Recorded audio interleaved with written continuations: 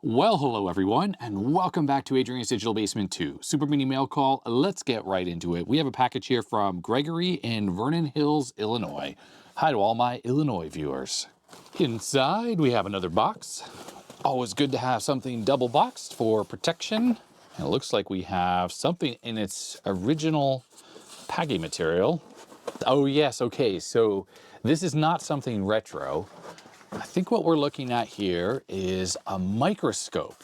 Now, on a recent video, I was working on something with the microscope, and I have a really cheap HDMI sort of modern microscope, and it's not exactly super useful when it comes to working on stuff very close up, because the mount that I have for it shakes a lot and it's just not ideal. It's decent from a working distance, meaning the actual objective lens is pretty far away from, say, the motherboard you're working on, so you can get in there and do soldering and stuff like that. But on the other hand, it's so shaky because of the mount that it's not particularly useful for me, and for video production it kind of sucks as well. Gregory reached out to me and said that he had this one and wasn't sure if this is going to be super useful for me, but he wasn't using it, so he thought he would send it along anyways. So it does have USB power, but as you can see, this is, well, I don't know. This looks like more for looking at cell samples and things like that. Let me just get this all unpacked so we can take a closer look at it. Okay, so as you can see, I'm trying to get it all in the camera view, and my bench camera is my temporary one while I'm waiting for my new battery replacer for my proper one. So you can see here that this thing is a stereo microscope, but it doesn't look like it has, I don't think it has any capability of working with HDMI capture. Now it's got USB. Is that for power maybe? Oh, there's a power input on the back. So I wonder what the USB does exactly. But take a look down there. It looks like you have a little incandescent type light bulb or heater maybe.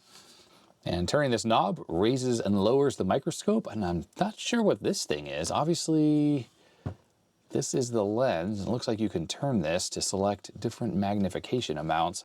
So it looks like this thing is just 3x and 1x magnification. And included with this, we have a couple eye cups. This thing, whatever that is, pieces of glass. Now it's frosted, so my assumption is this goes here and this lights something, whatever the sample is, from the bottom. And then it looks like we have a few other pieces of something, and we do have some documentation. So this is a DC4 456H. So in my conversations with Gregory about this thing, Gregory wasn't really sure if this was going to be useful to me. And looking at this, I'm really not sure this is going to be useful. So I have my phone here, and I'm putting this under the lens. And I mean, it certainly works. It's hard to kind of get my face in the exact right position where I have, I could see through both eyes. So with the exact right adjustment of the left lens for focus, so they match with your eyes, that is, and you can raise and lower the whole thing with this knob. And there are these little eye cups that help block out the light, but you still got to get your face positioned just exactly right. Then I could see what was on the phone screen pretty clearly. And even at 3x magnification, you could really see the pentile arrangement of the subpixels on the OLED screen on my Pixel here. But what I can tell with this microscope is that you really need whatever you're looking at to be very bright, because even with the phone at decent brightness, it still wasn't very bright in the lens. So obviously what you're looking at needs to be highly lit up, which obviously is what this frosted glass is for. And you would stick a slide of like a cell culture or something like that, and then it would light it from the bottom, and then you'd be able to see this, especially in a darker lab environment. But unfortunately for me, I don't think that this thing is particularly suitable for use with working on electronics. The magnification is really, really too close, but really beyond that, the other problem, at least for me, the way my face fits on these lenses, is that you have to hold your face in the exact right position, otherwise you just see black. There's a very, very specific point through these lenses where you can actually see what you're looking at. Now, if you move slightly off to the side, you see nothing at all. So that's not really ideal. Obviously, if you're going to do hours of troubleshooting on a motherboard, you really need something where you have a lot more freedom of movement for looking at what you're working on. Now, I've seen on Dave Jones's video, he has some kind of a microscope that's designed for working on electronics, and it has a very long working distance. So like the actual microscope part is pretty high off the bench. But more than that, you don't have to look into little lens eyepieces. it actually has an opening, and I suppose it's kind of like a screen inside, although it's optical as far as I'm aware. And you look into that, and then it obviously has mirrors and stuff, and it will then show you in a magnified form what's on the bench below you. And I think that thing is really designed for, well, the good ergonomics, because you're looking straight ahead while you're working on something down on the bench. And then beyond that, you don't have to have your head in the exact right spot. But I think even then, it's kind of like stereoscopic, where you can move your head around a little bit and look around things. Now, I've seen people do surface repairs with microscopes that do have stereo eyepieces like this, and a camera that's mounted on the top as well for recording the footage to, over HDMI. So my assumption is those have eyepieces that are a lot less specific, at least for the position of your face or your eyes over the eyepieces, than this particular microscope is. And because I know nothing about microscopes, I don't know what determines that function. Like, you can look into it and see, move your head around versus having to have your face right up against it in the exact right position. Is that just the quality of the optics, or what that deal is exactly? Now, if we take a look at this, it does say that it has a digital camera, actually. Stereoscopic microscope with digital camera. Okay, well, you know what? Now looking at this, okay, so I realize now that this is probably a light, because it's got a little lens here, so it probably shoots light down there. And I suppose there is some kind of a camera inside of here that is just a USB camera. So I think I just need to get this all hooked up properly so we can actually see how this thing performs. I am noticing here that the objective lens magnification is either 1x or 3x, but that results in a total magnification of 10x or 30x, which kind of explains what I was seeing on my phone, because I can see those pixels so clearly with 3x magnification. And there's not a whole lot of information in this manual. This looks like it's from 2009, at least this manual was printed then. And we have a little warranty registration card that came with it. And I'm unfamiliar with this national company that made this, National Optical and Scientific Instruments in San Antonio, Texas. Hopefully when I plug this into the computer, it will just work without any drivers. So let me get set up and let's give it a test.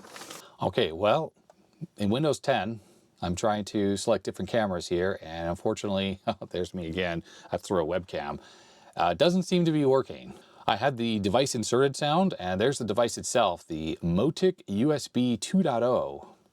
Looks like we have no driver. So a quick search for the vendor ID and the product ID. Motic USB 2 camera. I hate these websites, these really shady websites. moticusbcamera.inf from 2016. Okay, actually I should have just done a quick Google search for Motic. Looks like they make a whole bunch of stuff, different imaging applications for microscopes and things like that. But I have to admit, their website is freaking terrible. Members, so what? Download software or manuals only. I don't even know if I can... Oh boy, yeah, Nothing looks obvious here for which is the right piece of software for this particular microscope. This thing is obviously quite old. So searching old to new on USB cameras, I mean, none of this stuff obviously is relevant to this particular application. So I notice here with the documentation that was sent along, it says there should have been a CD. This number is to be used to register the software when loaded on the computer for the first time. And there's also some serial numbers that I assume are printed on here somewhere. Yeah, there's a serial number etched into the back of the microscope here. Is there anything for the camera? It's not obvious, at least. I do notice that there's a little LED that's lit up here, and according to the documentation, that should happen when it's plugged in via USB. So we know that's working at least. I mean, we know it's in the device manager, so of course it's working. I did another search for the vid and PID, and yep, I just found these two websites, it looks like, or three websites that have the driver, supposedly. I just don't trust it. My lab computer is too important to me to put sketchy drivers on and potentially get some malware on here. So yeah, definitely not. And I know I could just use like another laptop, like a burner laptop, to try these on. But I have a feeling you need to have the full software suite to actually use this. I doubt it's exposed just as a normal webcam.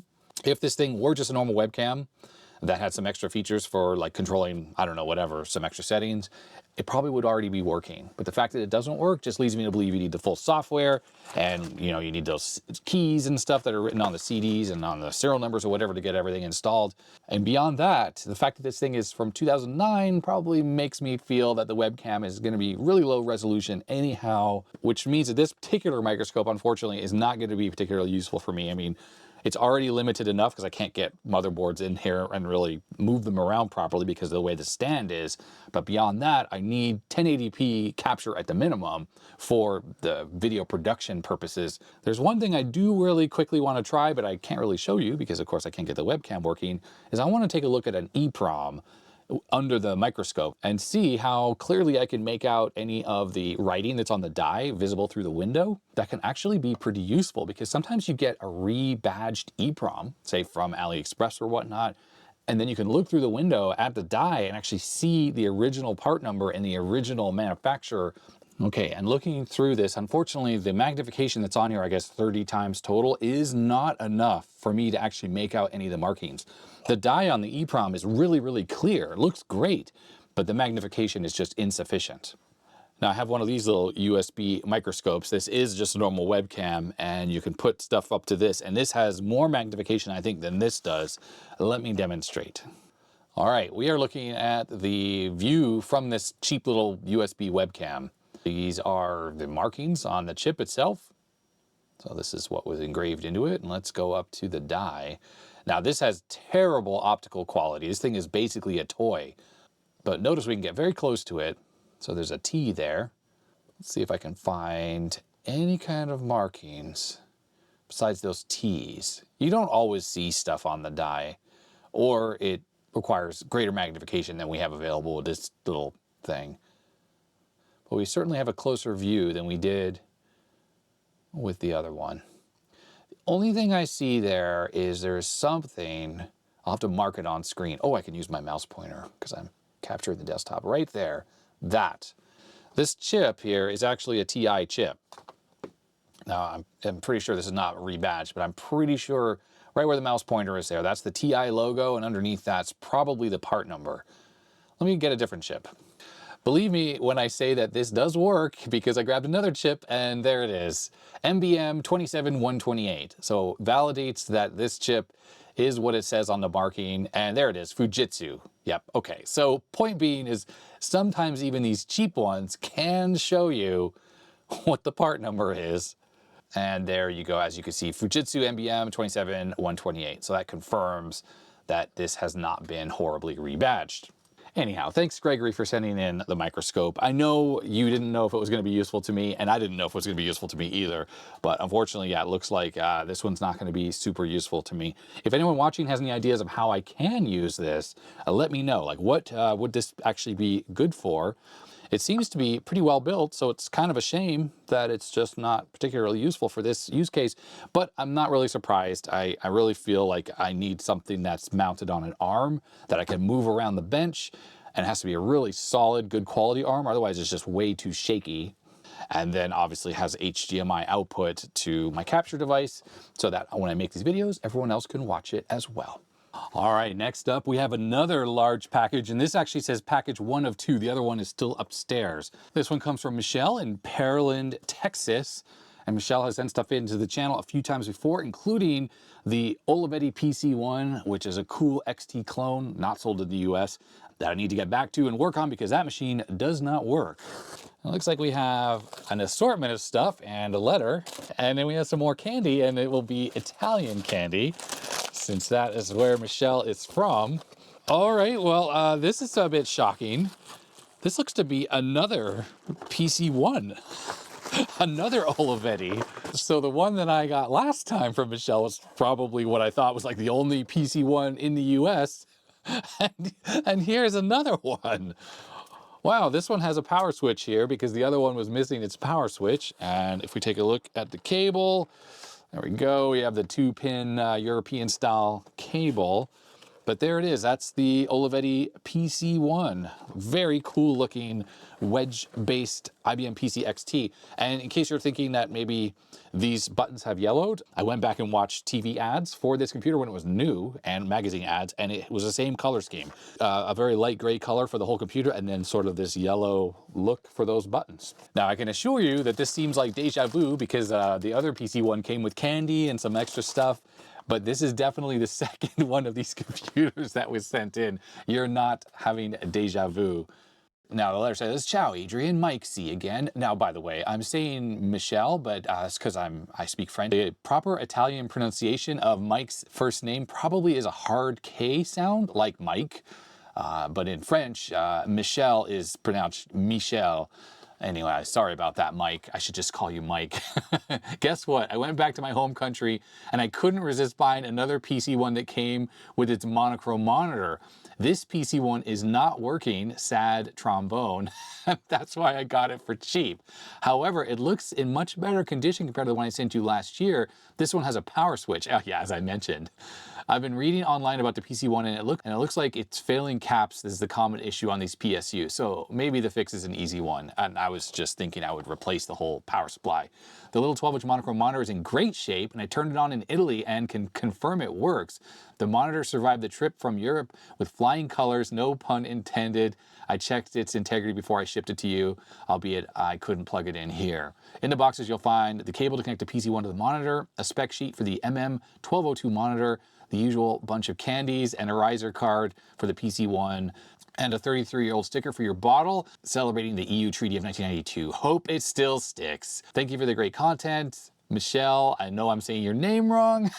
Mike, please, did you know the graphic IC in the machine, which is a Yamaha V6355D, is capable of showing 16 colors of graphics modes using a palette of 512. A bunch of Italian enthusiasts made EGA-like demos and a couple games unlocking the features of the PC1. So quick search for cards using that same Yamaha chip. It seems there are CGA cards that use this particular chip. Now, I don't know if there's a difference between the D-F and some of the other variants, but this one's only 20 bucks with, $15 shipping. Oh, from Bulgaria. Okay, I can see why the shipping is so high. Taking a look at the data sheet for it, though, it does indeed indicate that it has a color palette of 16 out of 512 colors. Horizontal resolution of 256, 512, and 320 and 640. Yeah, these are definitely resolutions used more for Japanese computers. Almost certainly this chip would have been used in maybe like the PC98, something like that. Capable of displaying 16 colors in 640 by 204 by using external circuits. Wonder what that means exactly. Looking at the pinout for the chip, it actually has a chrominance signal output, brightness signal, so luma output. And then we have RGB pins for the linear RGB, aka analog RGB output. Wow. In addition to the normal RGB plus intensity bits for regular IBM monitor. Now it looks like if you're using 640 by 200, these pins are multiplex. So I guess the external circuitry it mentioned is to multiplex these lines to do these other things. My assumption is that on those normal CGA video cards, the analog RGB is just not hooked up to anything. 69 through 72, these are the normal digital outputs, which will be hooked up through a buffer, probably to the TTL monitor going to CGA. And then down here we have the R, G, and B, and Y is probably the luminance signal, and I think CM was the chrominance signal, and those are just not going to go to anything. I suppose it's possible that on this card, the composite video output is actually the chrominance and luminance pins hooked up together via a circuit, a little combination circuit that outputs the NTSC color video signal through this. Not sure what the dip switches do. I didn't recall seeing anything about dip switches in the datasheet for the chip. How much RAM does this thing have? Looks like this only has 16 kilobytes of RAM. So I don't see how you can have 16 colors at 320 by 240 when you only have 16K.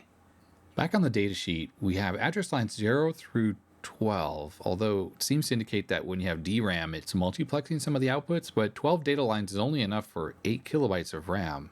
And then we have these two select lines, low byte selected, high byte selected. Is that like address line 13, so it allows 16 kilobytes of RAM? Unfortunately, the datasheet is pretty light on details. It doesn't really tell you how to use any of those special modes whatsoever. That's not great. This is an eBay listing for a different card, and it also only has 16 kilobytes of RAM.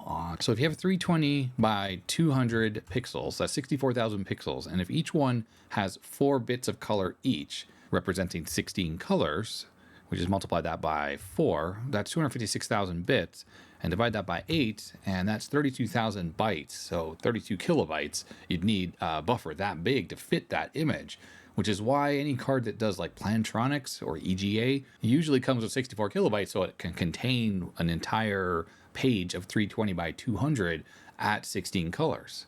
And I did a quick search and found another card, and this one also has just 16 kilobytes of RAM on board. But you know what might be possible? 160 by 200 at 16 colors. That would fit into 16K. And it says this little demo here is running on a PC1. So there it is, the intro to The Simpsons. And I suppose this is using the selectable color palette to make it look a lot better than CGA. It looks like this confirms that the PC1 has 16K of video RAM, repeated over and over again. I activated the special mode that is proprietary of the Yamaha chip, but common with the PC Junior. The video mode was pre-production specs, but dropped in final, maybe because after the PC Junior market failure. No trace also in the BIOS. Fiddling with the registers finally opened the mode. The PC1 has analog RGB via SCART cable. Of course, the RGBI does not permit to redefine the color output. The video chip can freely redefine 16 colors with a 3-bit array for each RGB channel. 9-bit RGB is like an MSX palette, limited but better than fixed EGA. Similar MSX chip is capable of 512 to 192 and a whopping 640 by 204 resolution, but sadly 2 resolutions are monochrome. The chip is capable of 640 by 200 by 16 colors, but a different configuration requires extra circuits and extra video RAM. Looks like this demo was not redefining the colors for each frame. Okay. Well, that's a shame that this chip is clearly capable of a lot more than it was ever used for, and was lurking inside computers, probably who knows how many CGA cards like these ones are inside XT clones, and people just had no idea what was actually possible. These are the ports. Now 1 and 2, I wonder if one's analog and one is digital video, and maybe it is the analog via like SCART type connection that gives you all those colors, because obviously CGA can't do that. It says mouse, but maybe it's serial, but I think Mike sent me a mouse for this machine already, came with the other one. So yeah, I think that's actually not a normal serial port, but this is a normal serial port, and then that's a normal printer port, and then we have the sound output. Now this thing does have the capability of having 2 floppy drives that sort of pop up like this, or you could have a hard drive in this position, if I recall in my reading. This is effectively a normal ISA slot, so I don't know if it's 100% electrically compatible, which is possibly why in this box here will be the riser card. There's our serial number, 14,968. I'll have to grab the other one. Obviously we have 220 volts power supply in here, but I'm sure it's switch mode, which means it should be very easy to replace. I do recall from my reading that I think this is, looks like there's a little slider in here, so I think a volume slider for the speaker. I can't remember what's under there. And this is the original PC1 that was sent in by Mike. And looking at this, I think these yellow buttons are actually a little less yellow in the new one. In addition, with the new one being on the left here, these keys on the first one definitely look more yellowed than these. So this would have been closer to its original color. And I'm noticing the glyphs are actually in blue. That's pretty stylish. They are on this keyboard as well. It's a little harder to tell though, because they're a little bit more yellowed, so that, I don't know, whatever contrast is not quite there. Or maybe the blue paint faded a little bit. Now there are a few other oddities though. This has a floppy drive that has a pretty light color faceplate that has yellowed. And on the first machine that was sent in, the faceplate is a darker color and hasn't yellowed nearly as much. There is, now as I mentioned on the original one, there is no power switch, and I actually took the power cord out as well, since I would need to replace that anyhow. And the serial number on the original machine was 61,001. So it seems like a later machine versus this new one with its serial number of 14,000. So it's pretty funny that these PC1s, there's probably very few of these in North America, and now I have 2 of them. How hilarious is that? Taking a quick look at the candy that was sent in. I think Mike sent these in before, and I ate those very quickly because they were super good. I still have some of these that Mike sent in, but they were the milk flavor ones, so they were just blue packaging. These obviously have a chocolate thing going on. It's like a chocolate milk. Sounds amazing. These are really good. They're kind of chalky consistency, but they really do taste like milk when you eat them. I'm sure they're actually made with milk, Italian milk that is. So these are obviously pistachio flavored. So let's give one a quick try. I love pistachio. I absolutely do. Okay, that's really good. It's a hard candy and has a little kind of a creamy center. Very strong pistachio flavor, which is great if you like pistachios like I do. Pretty awesome.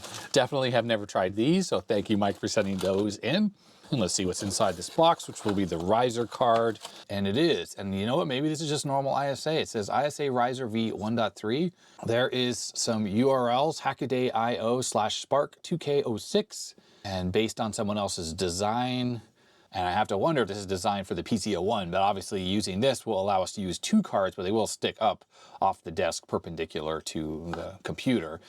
But you could obviously use something like a Pico Mem or Pico Gus, and you could also use XTIDE. Although with a Pico Mem, you can kind of do everything with that one card anyways. And that would be a perfect fit for this machine. That's pretty cool though. And we have some more candies. These almost look like fake cigarettes or something like that. Expertly crafted.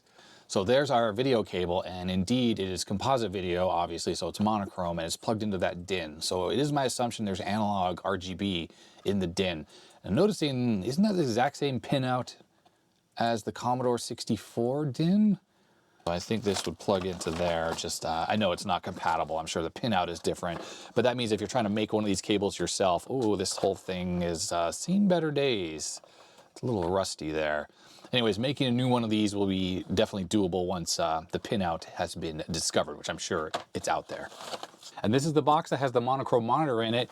And Mike, it came perfectly unscathed. It's not dented or bashed at all, so I'm sure this is going to be just fine, whatever's inside of here. And inside that box is another box. So it looks like we have a whole bunch of Italian newspaper packing material. We have a little monitor here that's all taped up. All right, there we have it. The little monitor is in perfect shape. It looks like it got here completely unscathed, all the way from Italy. That is freaking awesome. What a neat little thing. And based on the way this looks, I'm gonna wager this is actually a Philips monitor. It says made in Italy on the back, so maybe not. But looking at the back here, this screams Philips. Notice the back looks very similar to the Commodore 1084. So yeah, like I said, screams Philips. Odd is the case has a space for a SCART jack that's fallen out over time, which is just like the 1084, my recent SCART mod video that I did. And actually the PCB that's in there even has space for a SCART jack. But this is without a doubt a monochrome monitor. This is not a color monitor. So the SCART would just be to easily hook it up with a SCART cable, I suppose. And just like Philips monochrome monitors, there's an audio jack spot that's just not populated. And on the Philips monitors, it's right here. This is where the speaker is. So yeah, I'm positive this is actually based on a Philips monitor. And then we have the European 2-pin plug on there. We obviously can't test the PC1, the second one that Mike sent, because that one needs a repair as well, as Mike mentioned. But we can definitely test this monitor because this is just composite, and I can just put a regular test pattern into this. And since it's a monochrome monitor and not color, then I don't have to worry about PAL or NTSC. And generally, these Philips monitors work perfectly with 50 or 60 hertz. Now, first off, let's take a look at what color the phosphor is. I'm pretty sure this is just going to be green based on the way this looks, but using my little UV flashlight, yep, there we go. Bright green. And this is a little UV flashlight that I use for this test, so that tells us what type of screen this is. Now, because I'm pretty positive this is a regular Philips monitor, the way these work is that they have a transformer that this will go into, and it brings it down to like 17 volts or so, and then there's a regulator, and I think the B plus on these is around 12 volts. So converting this to work on 120 volts should be relatively easy. I think I have some extra transformers that I've salvaged out of old broken monochrome monitors that I could pop into here, and then I'll just have to switch out the cord, and then this will just work normally on 120 volts. So I'm gonna get the other camera set up and I'll open this thing up so we can take a look and see what this is doing inside and confirm if this is definitely a Philips monitor or not. Okay, there we have the monitor opened up inside, and wow, strangely enough, looks like a lot of water has poured into this thing at some point along the way. See all this? I'm definitely gonna say this is a Philips monitor. It has all the components missing for the audio circuit. And if we turn this here, that's where the speaker would go, which is exactly the same as Philips Magnifying monitors that I've seen here in the US. The board, though, does look different because it has space here for a SCART jack, and I've never seen that on any of the monitors here in North America. Let me just grab a little IPA, see if I can clean the board a little bit, so I can see the silkscreen markings on here a little bit better. They're just impossible to read with all the kind of dirt that's on there. Okay, with that cleaned up a little bit, we can see that there's a footprint there for a SCART jack. There's also a DIN jack footprint, possibly for TTL monochrome input like MDA. A lot of these PCBs on these monitors can do both. And over here, we have a footprint for an IC. I don't know if that's how clear that is, but that's probably part of the TTL input circuitry. So if you have the DIN jack there for MDA, there's another IC that can go there. And obviously there's going to be some differences because the scan rate is not 15 kilohertz like it is on this monitor, which is just composite. But we have a jack for the audio as well that can be there. This is honestly exactly the same as the Philips monitors that I've seen here in North America. In fact, I worked on one recently. I didn't even make a video about it just because I was just doing some maintenance on one. And I actually removed the audio jack because I would never use that. And I kept plugging the video input into the audio jack accidentally. So I just took it out altogether. Anyhow, inside here looks relatively nice. And that's like a little baby flyback transformer. I don't recall seeing little ones like this. Kind of cute.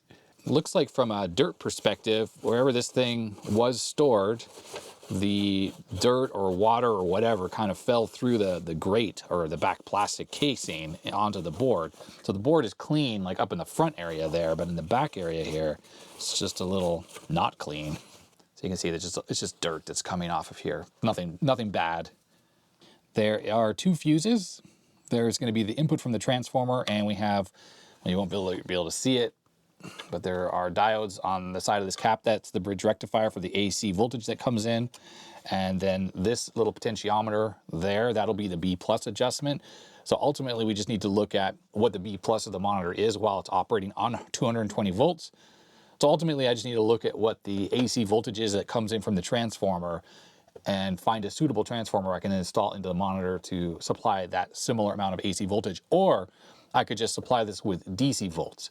Potentially, if this thing runs on a B plus of 12 volts, we can feed it, say, 15 volts DC, and then let the regulator regulate that down to a really nice, clean 12 volts. Or we could bypass this entire circuit and then just simply use, say, a 12-volt switching mode power supply and just replace this whole thing. And that's probably good enough as long as we have enough capacitors on here to filter that and make it nice and clean. I can see down there, there's like connections for speaker that's not used, and yep, some additional controls up there that just are not used, some buttons that are missing, things like that. Now, one thing to be concerned about when you have water that's definitely been pouring down into the monitor is that you can get corrosion like on the yoke and stuff like that.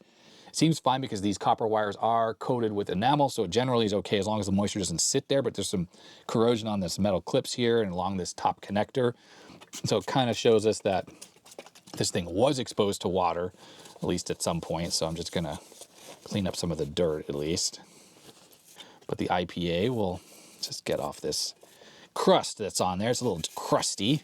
Now on the yoke, it has these little round, I don't know if they're magnets or maybe they're little iron things. You can turn these around, I think they're magnets, and that will correct geometry issues you might have in the corners. They are glued down, but you can just break the glue and twist those if you need to fix anything. Now on the main PCB, there's only one IC that sort of does everything. I think it's horizontal and vertical. It's right there under this heatsink. So I was looking for a date code and I don't see it. There's also a package on a heatsink there. That's probably horizontal drive. It's a small little heatsink. I think vertical drive is probably in the IC that's covered in the heatsink. And then over here, you see a larger heatsink that's around the flyback. I have a feeling this is the voltage regulator for B+, because it's right next to the potentiometer, which is right there for adjusting the DC voltage. So this has to bleed off any additional voltage from the transformer.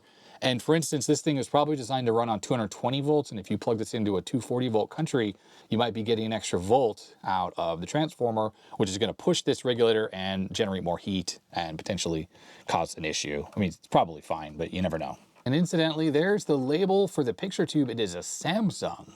So even though I swear this is a Philips designed monitor, Samsung picture tube. Now, figuring out the B+ voltage, where we can measure that is, usually there are test points.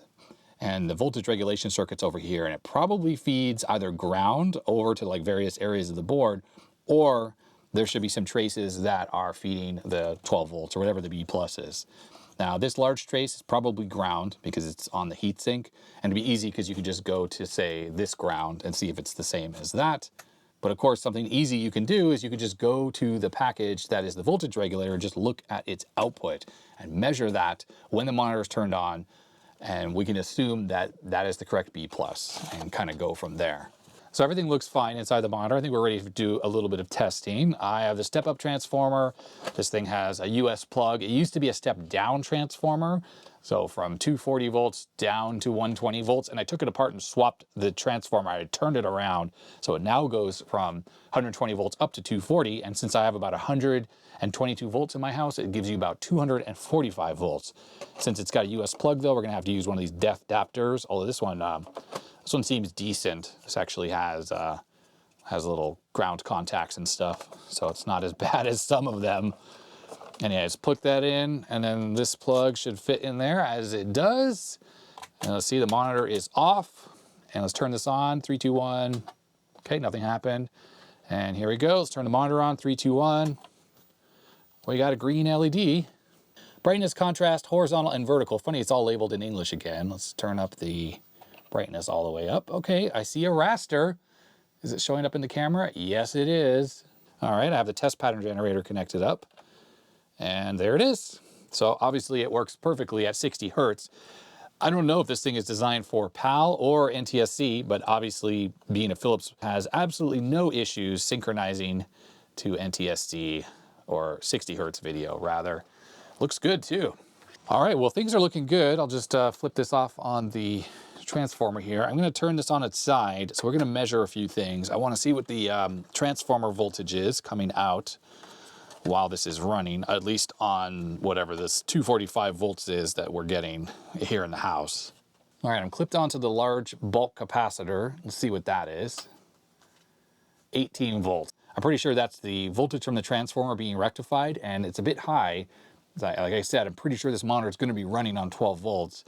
And 18 volts is quite a bit to drop. So the bench power supply is currently connected to that same large capacitor, the one I just was measuring the 18 volts on, and I'm gonna feed voltage directly into the capacitor, and let's see if the monitor turns on, and let's see how low the voltage can be while it's still operating. So I'm gonna start at 14 volts, around 1 amp. Let's see what happens. Okay, it went into current limiting mode. I think it just needs a little bit more current. I'm gonna go 1.5 amps. Okay. Monitor should be working. The light's on. Yep, there it is. Looks good. So that tells us that we could just use a simple 15 volt DC power supply inside of the monitor and it would run it perfectly. We don't even need to worry about that whole transformer thing. And it's using 900 milliamps right now. So about 15 watts or so. So as I mentioned, I'm at 14.1 volts. I'm going to lower the voltage down, see if there's any noticeable difference in the monitor. So far, nothing. 13.8. Nothing, nothing, nothing. 13.2. Eventually, we'll get to a point where it won't be able to regulate and the deflection should change. So we're at 12.6. Still looks good. 12.0. Oh, there we go. Okay, so we're at 11. I'm at 11.6. And at 12 volts, it no longer changes anymore. So I'm at 12.2 volts and the monitor looks absolutely perfect right now at 12.2 volts. So it kind of tells us the 18 volts that was going into this thing was pretty excessive because the monitor seems to work perfectly off of 12.2 volts. So that's perfect. I can use a little mean-well power supply and just feed that directly into, well, post rectification, and we'll just bypass the entire rectification circuit. The only thing I need to worry about is getting this power switch hooked up so that it will turn the little power supply on and off, because right now the power switch won't actually do anything. We're just bypassing that entire part of the circuit. So let me just go grab a power supply and I'll get this all wired up. Transformer is out. I have a little 12 volt, 1.3 amp mean-well power supply. I'll just double stick tape it in there. I ended up reusing the wires that went to the transformer. The way this worked is the mains input goes to the power switch and then it goes into the PCB and then it would go to the transformer on the black and the white wires. And then the output of the transformer were the two red wires that go back into the board on the other side. And I removed the bridge rectifier, so I took out the 4 diodes, and I just jumped over those so that the output of this goes directly into this large capacitor right there. And it was easy to check the polarity. The minus side of the capacitor goes to the minus side on the little power supply there. And that's it. So the power switch should be retained. It should just work fine. I haven't switched over the power cable yet. That is still plugged into the wall through the adapter. You can just make it out over there. So I'll just have to swap that out. It just is connected directly to the power switch. Doesn't even go to the PCB. But this should theoretically produce a working monitor. I checked the voltage on this while it's turned on and it's about 12.04 volts. It is adjustable. There's a little potentiometer right here. So if I need to turn it up a little bit, I can. Ultimately, what you can do with these types of things is just bypass the entire regulation circuit entirely, run the B+ directly off this. That may or may not work well. The noise that's on the power supply might be visible in the image, but the way it is now, going through this linear regulator, essentially what this is, means we should have nice smooth power, even though we're using this little switch mode power supply. Let's turn this around. I have not tested this yet with the power supply hooked up to the actual monitor. So let me hook up the video cable, and it is plugged into the wall. So let's see if this works. 3, 2, 1. Power LED's on. So that's a good thing. There it is. Let me just change the pattern to something where we can see if there's any interference. No, I think that looks perfect. Little Meanwell power supply, it's 1.3 amps, and remember when I was running this on the bench power supply, I saw it running at around 900 milliamps. So there's still some headroom in that little power supply, but it is running somewhat close to its rated power output. Let's just see how long it takes to turn on. The light comes on right away. Yeah, there we go. Converted to 120 volts. Thumbs up. Let me just switch the power cord out and I'll button this thing up. Right, the monitor is all back together. And it's been working flawlessly. I've been playing on it for about an hour now, hooked up to the Famiclone. And I was thinking about the mod that I've done here. And what's actually kind of cool is that this thing is now multi-voltage. So that Meanwell power supply I installed in here can accept from 100 to 240 volts. So this thing will work anywhere in the world now. And you'll notice that I have the kilowatt connected up to the monitor now, and it only uses about 13 or 14 watts. It kind of bounces between 13 and 14. Now, Mike sent this spec sheet with the monitor. It was in the box. And it says here that it originally used 13 watts. So I've crossed that out and I wrote 14 watts.